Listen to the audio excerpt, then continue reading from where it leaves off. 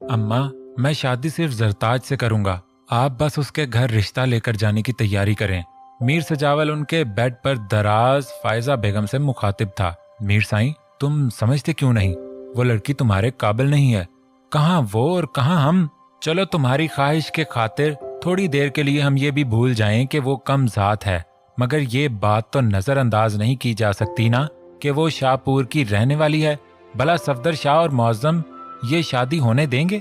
वो अपने अंदर गुस्से की आंच को दबाए बज़ाहिर नरमी और आसान से गोया थीं, वरना दिमाग में तो आतिश फिशा फूट पड़ा था।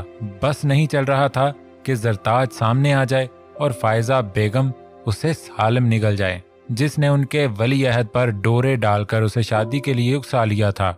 ऐसी की तैसी मौजम शाह की, उसकी इतनी औकात नहीं है कि मुझे जरताज से शादी करने से रोक सके। शादी तो मैं उससे करके रहूंगा, चाहे उसके लिए मुझे कोई भी कीमत चुकानी पड़े। मीर भड़कते हुए उठ बैठा। मैं पूरी प्लानिंग कर चुका हूँ। जरताज को उसकी फैमिली समेत फार्म हाउस शिफ्ट कर दूंगा। जरताज की तरफ से शादी की सारी तैयारियां वहीं से होंगी। मेरे फार्म हाउस तक पहुंचने की मौजम शाह जुर्रत भी नहीं कर सकता। अगर उसने ऐसी कोई कोशिश भी की तो मैं उससे निमट लूंगा। उसका बंदोबस्त तो मैं पहले ही कर चुका हूँ, बस जरा मौका के इंतजार में हूँ। किसी ख्याल के तहत मीर की आंखें चमकी। उसकी प्लानिंग सुनकर फायजा बेगम का सर चकरा गया। उनके वहमो गुमान में भी नहीं था कि वो पूरी तैयारी किए बैठा है। मीर, मेरे चंदा, तुम जरा सा सोचो तो सही। तुम जरताज से शादी करोगे तो सोसाइटी में हमारी क्या इज्जत रह जाएगी? लोग तरह तरह की बातें बनाएंगे कि हमारे लिए लड़कियों की कमी थी क्या जो हमने गांव के मजारे से रिश्ता जोड़ लिया। तुम्हारे बाबा का स्टेटस, हमारे खानदान की पुश्तों की इज्जत, सब कुछ मिट्टी में मिल जाएगा। तुम हमारी इकलौती औलाद हो। मन्नत मुरादों से मैंने तुम्हें पाया है। मेरे बहुत अरमान हैं। अपनी पसंद की खातिर तुम मेरे अरमानों को रौंद रहे हो। फायजा बेगम ने आंखों में आंसू भरकर उसे इमोशनली ब्लैकमेल करना चाहा। यार माँ, आपके लिए आपका इकलौता बेटा इम्पोर्टेंस रखता है या दुनिया वाले? रही बात आपके अरमानों की, वो तो आप पूरे कर सकती हैं। मेरी शादी जरताज से हो या किसी और से, आपको तो मेरी खुशी में खुश होना चाहिए। फायजा बेगम के मुंह से जरताज के लिए इस्तेमाल होने वाले हकारत आमेज अल्फाज उसे सख्त गिरां गुजर रहे थे, मगर माँ को भी वो सरजनिश नहीं कर सकता था, इसलिए बेजारी से गोया हुआ। बहरहाल दुनिया इधर से उधर क्यों ना हो जाए, जरताज को मैं अपनी बीवी बनाकर रहूंगा। अम्मा, आप नहीं जानती वो मेरे लिए कितनी जरूरी है। सारी दुनिया की खुशियां एक तरफ, जरताज एक तरफ, उसकी बराबरी कोई भी नहीं कर सकता। इसलिए आप खुशी खुशी राजी हो जाएं और बाबा को भी राजी करने की कोशिश करें। मैं अब जल्द अज जल्द जरताज को इस घर में देखना चाहता हूँ। उसने फैसला कुन लहजे में कहते हुए शर्ट झटकी और स्लीपर्स पाँव में डालकर रूम से निकल गया। वो मजीद बहस में नहीं उलझना चाहता था। मीर ने फायजा बेगम को जवाब देने का मौका भी नहीं दिया था। फायजा बेगम जख्मी निगाहें दरवाजे पर जमाए बैठी थीं। उनके दिमाग ने काम करना बंद कर दिया था। वो तो सोचे बैठी थीं मीर ने अपने ही जैसे किसी शानो शौकत वाले घराने में दिल लगा लिया होगा और उसकी मन चाही दुल्हन लाने पर उन्हें कोई एतराज भी नहीं था, मगर वो लड़की गांव के कमियों में से किसी की होगी, ऐसा तो उन्होंने ख्वाब में भी नहीं सोचा था।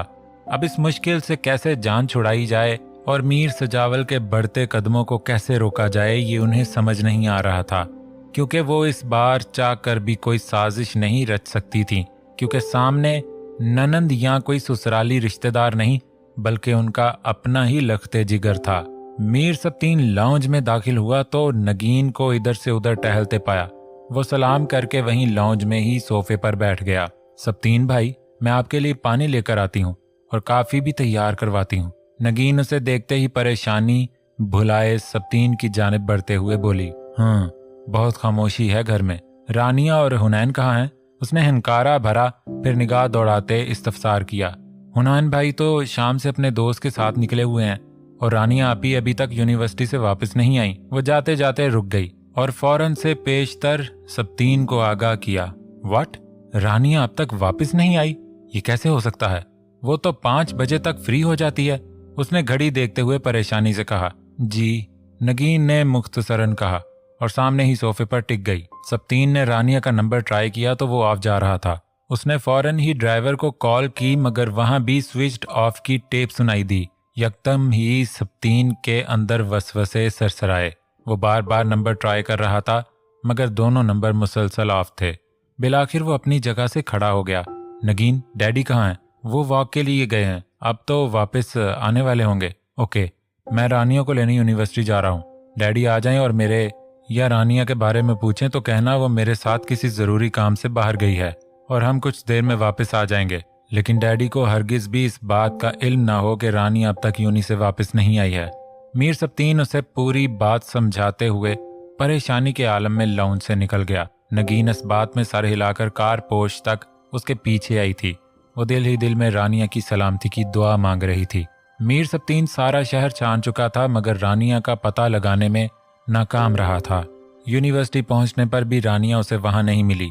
उसने रानिया की तकरीबन सब दोस्तों से कांटेक्ट किया था मगर सबका एक ही जवाब था कि यूनी ऑफ होने के बाद वो उनके सामने ही घर के लिए रवाना हो गई थी। मीर सब्तीन मायूस सा होकर लब भींचे ड्राइविंग कर रहा था। रानिया की गुमशुदगी संगीन रुख अख्तियार कर गई थी। शिकस्ता खुर्दा वो घर में दाखिल हुआ। अब वो मीर गजनफर अली को रानिया की गुमशुदगी से लाइल्म नहीं रख सकता था। उन्हें आगाह करना उसकी मजबूरी बन गई थी। मीर सब्तीन, तुम लोग कहाँ चले गए थे? मैं वापस आया तो नगीन ने बताया तुम रानिया को लेकर कहीं गए हो। रानिया कहाँ है? मीर गजनफर जो लाउंज में ही बैठे इन दोनों का इंतजार कर रहे थे उसे देखते ही बोल पड़े। डैडी, एक मसला हो गया है, आपको सब्र तहम्मुल से मेरी बात सुनना होगी। आप वादा करें बिल्कुल भी नहीं घबराएंगे। मीर सब्तीन ने उनकी तबीयत के पेशे नजर तहमीद बांधी। ऐसा भी क्या मसला हो गया है जो तुम इतने फिक्रमंद हो रहे हो? गांव में तो सब खैरियत है ना? रानिया कहाँ है? पल भर में मीर गजनफर के चेहरे की रंगत बदल गई। हुनैन भी संजीदगी से मीर सब्तीन की तरफ मतवज्जे था। बात दरअसल ये है कि ड्राइवर रानिया समेत मिसिंग है। मैंने हर उस जगह पर पहुंचकर मालूम किया है जहां रानिया की मौजूदगी के इम्कान थे मगर वो मुझे कहीं भी नहीं मिली। रानिया और ड्राइवर दोनों के नंबर्स भी ऑफ हैं। यकीनन रानिया की गुमशुदगी के पीछे ड्राइवर का हाथ है। मीर सब्तीन ने तफसीलन पूरी बात बयान कर दी। मेरे खुदा, मीर सब्तीन, ये तुम क्या कह रहे हो? हम बर्बाद हो गए। पता नहीं किस नीयत से उस खबीस ने हमारी बच्ची को अगवा किया है। मीर गजनफर के पैरों तले जमीन सिरक गई थी। लम्हों में उनका चेहरा पसीने में शराबूर हो गया। भाई, हमें जल्द अज जल्द पुलिस को इन्फॉर्म करना चाहिए, इससे पहले कि बहुत देर हो जाए। हुनैन ने फिक्रमंद होकर मशवरा दिया। नहीं, इस तरह पुलिस को बीच में लाने से ये बात मीडिया तक पहुंच जाएगी और हमारी इज्जत का तमाशा बन जाएगा। मीडिया तो ऐसी न्यूज की तलाश में रहता है, हमें खुद ही उसे ढूंढना होगा। मीर सब्तीन ने अक्लमंदी से काम लेते हुए उसका मशवरा रद्द कर दिया। कुछ भी करो मगर रानिया को ढूंढो। मुझे किसी भी कीमत पर मेरी बच्ची सही सलामत वापस चाहिए। तुम मीर सजावल से बात करो, वो इस मसले को ज्यादा बेहतर तरीके से निमट सकता है। इस वक्त सिर्फ वही हमारी मदद कर सकता है। भाई, डैडी बिल्कुल ठीक कह रहे हैं। आप सजावल भाई से बात करें, वो जरूर हमारी हेल्प करेंगे। हुनैन बाप के मशवरे से मुत्तफिक था। सब्तीन ने फौरन से पेशतर मीर सजावल को कॉल मिलाई। मीर सब्तीन, यार कैसे याद किया, हुक्म करो। मीर सजावल की गंभीर आवाज गूंजी। मीर सजावल, एक मसला हो गया है, तुम्हारी हेल्प चाहिए। संजीदगी से कहते हुए मीर सब्तीन ने सारी बात उसके गोश गुजार कर दी। इतने घंटे गुजर गए और तुम मुझे अब बता रहे हो? तुम्हें सबसे पहले मुझे इन्फॉर्म करना चाहिए था। खैर, तुम लोग फिक्र मत करो, मैं अभी उस खबीस का पता लगाता हूँ कि वो रानिया को लेकर कहाँ गायब हुआ है। मीर सजावल की आंखों में खून उतर आया। वो अपने दोस्तों के साथ फार्म हाउस में मौजूद मिनी सिनेमा में बैठा मूवी देख रहा था। एक झटके से उठकर सिनेमा से बाहर निकल गया। थैंक्स, बस हमें बहुत जल्द रानिया तक पहुंचना है। मुझे लगता है ये सब उसने पैसों के लिए किया है और वो जरूर हमसे राब्ता करेगा इंशाल्लाह। मैं उसे इस काबिल ही नहीं छोड़ूंगा। उसने हमारी इज्जत पर हाथ डालकर अपने लिए कब्र तैयार कर ली है। वो दहशतनाक लहजे में बोला। मैं शहर के लिए रवाना हो रहा हूँ। शहर पहुंचने से पहले ही उसका पता लगवा लूंगा। तुम बस एक काम करो, तुम्हें घर के नौकरों के जरिए इस बात को बाहर निकलने से रोकना है।